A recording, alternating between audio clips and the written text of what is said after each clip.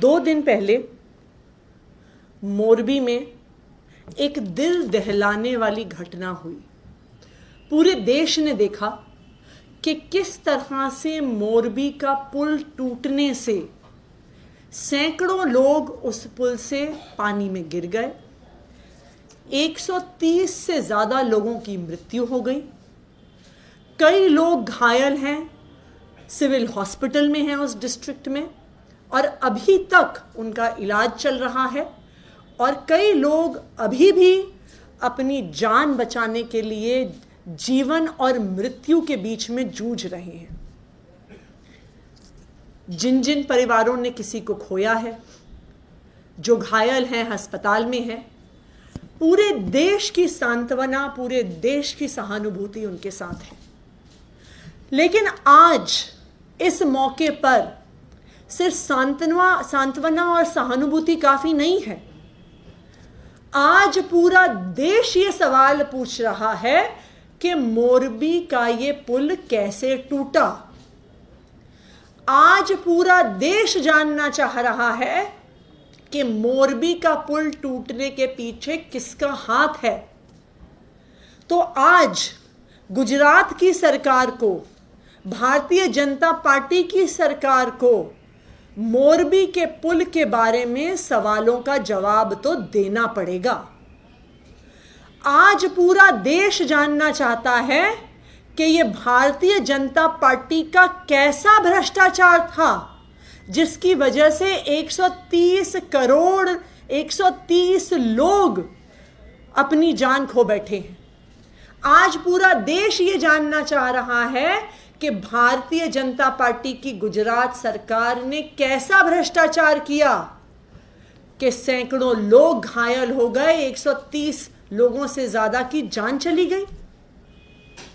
आज भारतीय जनता पार्टी के इस भ्रष्टाचार के बारे में हम 5 सवाल भारतीय जनता पार्टी के सामने रखना चाहते हैं। ये सवाल आम आदमी पार्टी के नहीं हैं, ये सवाल गुजरात की जनता पूछ रही है। ये सवाल पूरे देश की जनता पूछ रही है जिन्होंने इस दिल दहलाने वाली घटना को देखा है।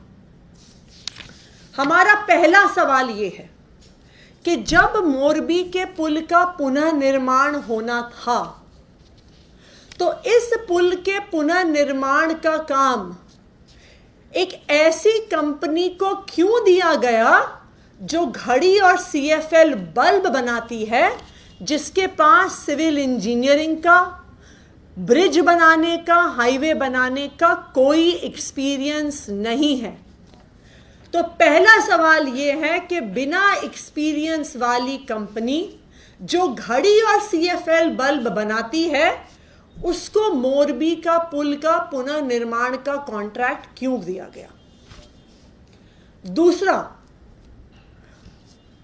जो मोरबी के पुल का पुनर्निर्माण का कॉन्ट्रैक्ट था, इस कॉन्ट्रैक्ट को बिना टेंडर की प्रक्रिया के क्यों अवॉर्ड किया गया।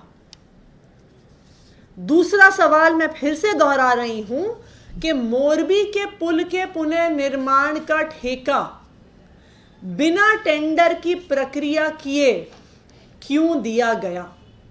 एक बिना अनुभव की कंपनी को, एक बिना टेंडर की प्रक्रिया के इस पुल के पुनर्निर्माण का काम क्यों दिया गया।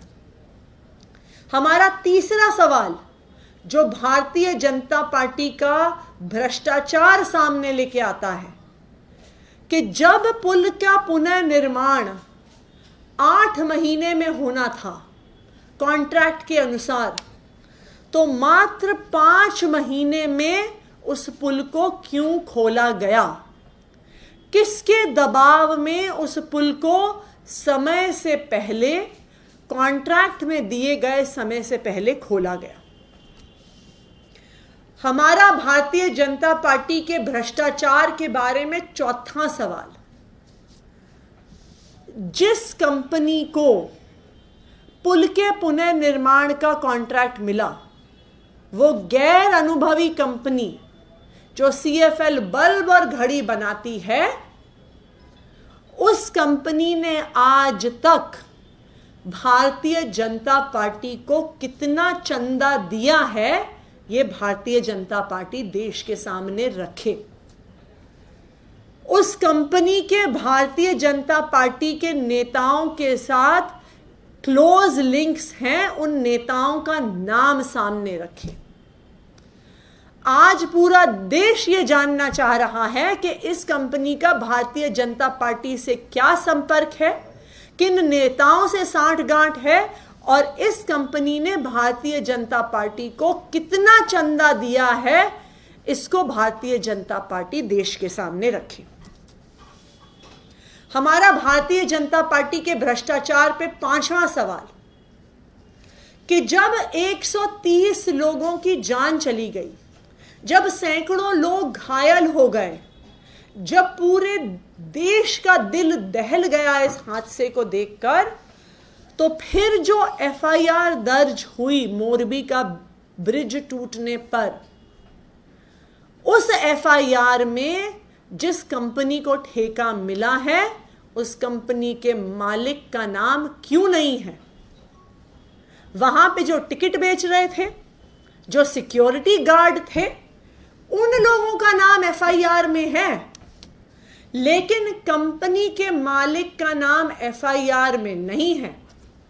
तो हम भारतीय जनता पार्टी से पूछना चाहेंगे कि उस कंपनी के मालिक का नाम एफआईआर में क्यों नहीं है और उस कंपनी के मालिक को भारतीय जनता पार्टी द्वारा क्यों बचाया जा रहा है? इसका जवाब भारतीय जनता पार्टी को देना होगा। जब 130 लोग, 130 निर्दोष लोग अपनी जान खो जाते हैं, भारतीय जनता पार्टी के भ्रष्टाचार की वजह से जान खो जाते हैं, तो भारतीय जनता पार्टी सवालों से भाग नहीं सकती है।